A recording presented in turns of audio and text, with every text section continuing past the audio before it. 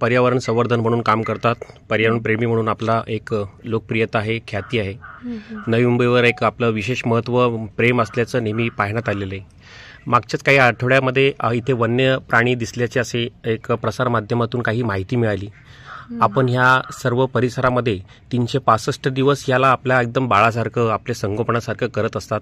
खरं याच्यामध्ये काय तथ्यता आहे, काय सांगाल आणि कशी ही माहिती तुम्हालाही वाटते? मला असं वाटतं की हे जंगल आहे आणि इथं वृक्ष संवर्धन केलेलं आहे आपण. वाघ आला, सिंह आला, बिबट्या आला, हत्ती आला तर हे त्यांचं प्लेस आहे. तर वाघ आला तर काही प्रॉब्लेम नाही, पण त्याच्यावर राजकारण केलं तर ते फार वाईट आहे. कारण काय झालंय की परवाच्या दिवशी जशी वाघ आल्याची न्यूज आली तर एका रिक्षावाल्याने आमची 2 कुत्री त्यांना बिस्किट चरता त्यांना रिक्षात बसवलं पळवलं आणि असा भास दाखवला की वाघाने 2 कुत्रे नेले म्हणून. ते चुकीचं आहे. वाघ आला तर आम्ही आमचे संरक्षण करण्यामध्ये समर्थ आहोत. नवी मुंबई आज विकासाच्या दिशेने चालू आहे, आधुनिकतेच्या दिशेने चालू आहे. एवढी वर्षापासून हा निसर्गाचा जो आपण ठेवला आहे, संवर्धन ठेवलं आहे, कसं पाहता निसर्गप्रेमींसाठी काय सूचना द्याल? निसर्गप्रेमीसाठी आणि जे पण सिडको माध्यम आहे त्यांना सूचना देऊ इच्छिते की जे काम करताय ते डेव्हलपमेंटसाठी कोणी नाही म्हटलेलं नाही.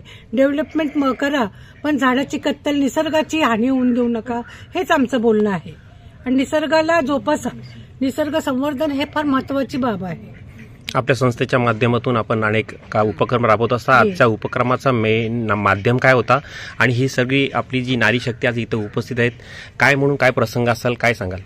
याच्यामध्ये HP संघटनेतर्फे ह्या जो शक्ती महिला क्लब जो आता आपल्या समोर आहे, तर त्यांचा एक उदत्त हेतू होता की आदिवासी महिलांना ज्या थंडीमध्ये ठिठुरतात, थंडी वाजते, त्यांना एक प्रेमळ वागणूक मिळावी, त्यांना एक मूलभूत सुविधा मिळाव्या, त्या दृष्टिकोनातनं ह्या महिलांनी फार सुंदर कामगिरी बजावली आणि त्या महिला पण हसत खेळत गेल्या. त्याच्यामुळे माझा तर जो संदेश आहे की खरंच तुझ्या गळा माझ्या गळा, गुंफू मोत्यांच्या माळा. आणि ह्याच्यामध्ये Sangeeta madam, Jayashree madam, Rajashree madam या ज्या मॅडम आहेत त्यांनी पण फार मोलाचा वाटा दिलेला आहे. त्याच्याबद्दल मी त्यांची फार आभारी आहे.